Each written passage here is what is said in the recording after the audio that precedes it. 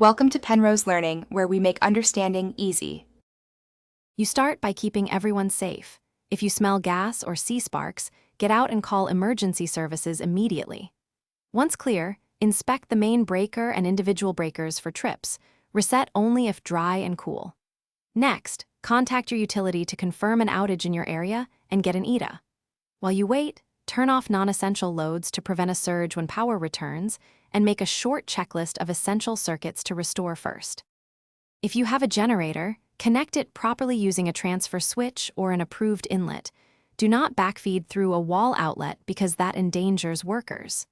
Once hooked up, prioritize circuits, refrigerator and medical equipment first, then lights. Calculate available watts and avoid overloading. Make sure fuel handling and ventilation are safe. Keep fuel in approved containers and run the generator outdoors away from doors and windows to prevent carbon monoxide buildup.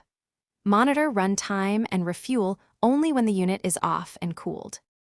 When the utility restores service, follow the transfer switch instructions to return to grid power. Shut down generator, open transfer switch, then re-energize your panel one circuit at a time to avoid surges. Before switching on everything, inspect major appliances for visible damage and plug in sensitive electronics last. If you remain without power, check your meter and main disconnect, test GFCI outlets, and report the continued outage to your utility.